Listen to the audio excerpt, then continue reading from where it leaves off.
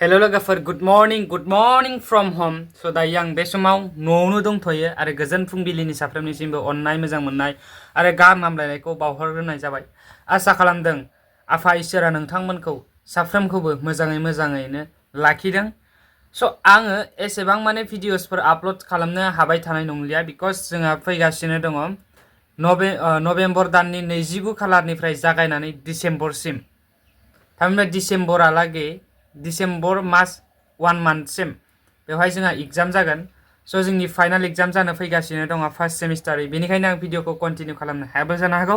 बेनिखायनो आं गिबियावनो निमाहा बिग्रोनानै लाखाबाय आरो फोरमायहरखाबाय नोंथांमोननो आं भिडिअखौ एसेबां कन्टिनिउआस होनो हानाय नंलिया।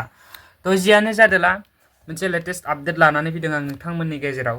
स' दायो बे समाव आङो नट्ससो लिरगासिनो दंमोन मेजरनि, अब्लाबो बेनि गेजेरजोंनो आं गेजेर भिडिअसफोरबो बानायलांफाखावनोसै बिकज चेनेलखौबो फोथांनायनि खोथा दङ आरो आंनो माने भिउसनि प्रब्लेमथ' गैया, दङ मतलब वाट्स टाइमनि प्रब्लेम दं आरो वाट्स टाइम मानेथ' भिउसआनो होनजायोना, भिउस मोजां नांनांगोन वाट्स टाइमनि थाखाय। स' बेनिखायनो नोंथांमोना भिडिअखौ फुल नायजोब अब्लासो बुजिगोनबो आरो आंखौबो एसे हेल्प खालामनाय बायदि जागोन। वाट्स टाइमनि जोबोद इम्परटेन्ट जाना दंथ'यो आं बे समाव। स' थारैनो बर' हारिनि थाखाय मोनसे बे आपडेटआनो जाहैबाय स' जाय बर' थुनलाइ आफादनि मानगोनां नेहाथारि नीलकान्त गयारिया मा फोरमायदों बेवहाय बिथाङा ओरैबायदि मोनसे इम्परटेन्ट टपिकखौ बुंफादेरदों। थारैनो बर'फोरनि आखायाव हाथियार गैमारला नामा? बे बाथ्रानि सोंनायनि फिननायखौ फोरमायदों बा सोंनायनि फिननायखौ होदों बिथां मानगोनां दानि बर' थुनलाइ आफादनि आफादगिरि नङा, नेहाथारि मानगोनां नीलकान्त गयारि सारा। फै जों बिथांनि खुगानिफ्रायनो मिथिना लानि बिथाङा मा फोरमायखो।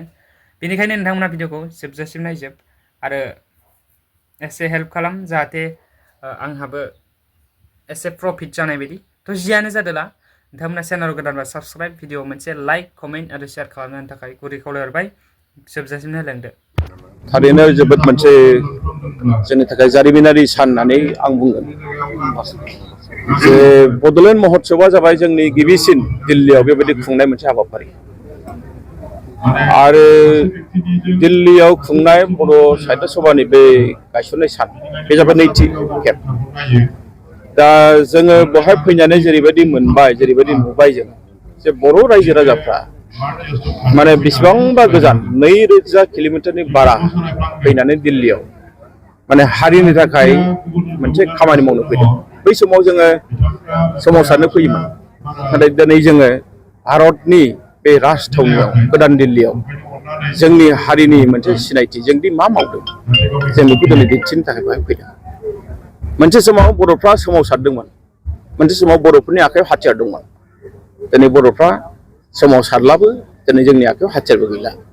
दिनै बर'फ्रा हादरनि मोनसे बाहागो जानो लुबैनानै दिल्लीयाव फैदों आरो जों दिनै अननाय मोनदों। नोंथांमोननि गेजेरजों आं दिनै माने फोरमायनो मोननानै जोबोद गोजोननाय मोनदों जे मैयानि जोंनि जेनोखि हाबाफारि भारतनि गाहाय मन्थ्रि बिथाङा फैबाय, बिथाङा जा रोखोमनि बिबुंथि लाखिबाय जोंनि गोसो गोरबोखौ माने खामग्लि होदों।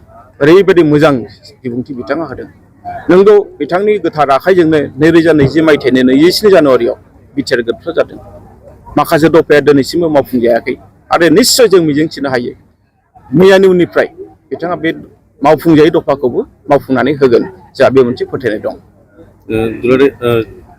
बर' साहित्य सभा हिसाबै ओरैनोथ' मोनसे हारिनि मावनो गोनाङा जोबनानै थाङा, गोबां मावनो गोनां थायो। दिनै नोंथांमोना मिथिगौ जे जोंनि हारिनि जि बिजों बे बिजोङा माने सरकारनि जेरैबायदि अननाय मोननांगौ गाहायै आसाम सरकारनि बेबायदि जों मालाबा मोना। जोंखौ बिथांमोना बिमा बाथुल मेगनजों नायो, बे जोंनि थाखाय दुखु गोनां खोथा। बे जाबाय सरकारनि बाहागो बिथिङाव बिथांमोना जोंखौ खालामनाय। दा जोंनि बिथिंनिफ्राय जोंहा मावनो गोनाङा गोबां थाहैबाय। नोंथांमोना मिथिगौ जे जोंहा बर' बिजोंनि फरायसा बा बर'फोरनि थाखाय जोंहा दासिमबो आबुं मोनसे सोदोब बिहुं गैया। बिनि थाखाय जों खामानि मावबाय थादों।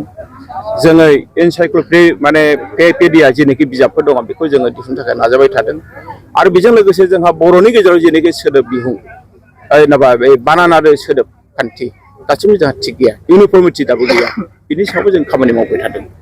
जोंनि फरायसाफ्रा जाहाथे जेबो जेंनायाव गोलैया जों बेनि थाखाय खामानि मावबाय थादों जोंनि फरायसाफ्रा जाहाथे जेंनायाव गोलैनाङा जोंनि फरायसाफोरनि गेजेराव जाहाथे जोंहा ओरैबायदि साननाय फैनाङा जे आं बर' बिजों फरायनानै आं गोरोन्थि खालामबाय नामा जाहाथे बे साननाया फैया बेनि थाखाय जों खामानि मावबाय थादों बर' थुनलाइ आफादा बिथाङा स्पेस गोजोन फैबाय होननानै बाथ्राखौ बिथाङा मख'दों आरो लोगोसेनो बिथाङा गावनि गोसोखौ देरहासारनो हादों बर'फोरानो दा बे समाव बर' हिसाबाव दा बिथांनिफ्राय माबायदि एक्सपेक्ट खालामनो हायो बे खोथाया सैथो गोजोन फैनाया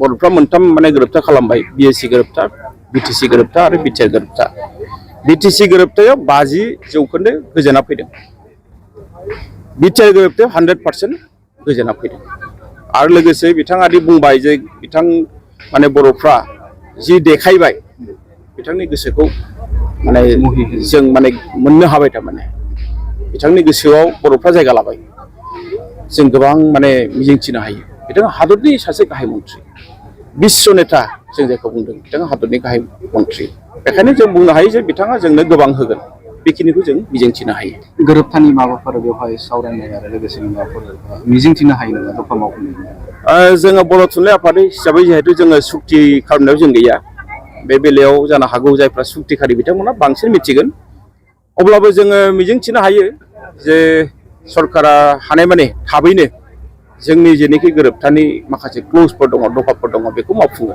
मानोना क्लजखौ जुदि मावनानै होआबा गोरोबथानि फारसे जि बिसास जेनोखि आस्था बे थाया दा दिनै जों नुनो मोनदों जे माखासे जोंनि बै समनि NDP बेनिफिसियारिफ्रा दैदेनगिरिफ्रा दाबो जेलाव दङ जोंखौ बियो मालाबा साननो गोनां खालामो जे मानो बिदि जाबाय थादों बेखायनो फोथायनाय दङ जे मैयानि जोंहा मदिया जेरैबायदि फैबाय बिथांनि उननिफ्राय जाहाथे बियो मोनसे मोजां फिथाइखौ जों मोननो हागोन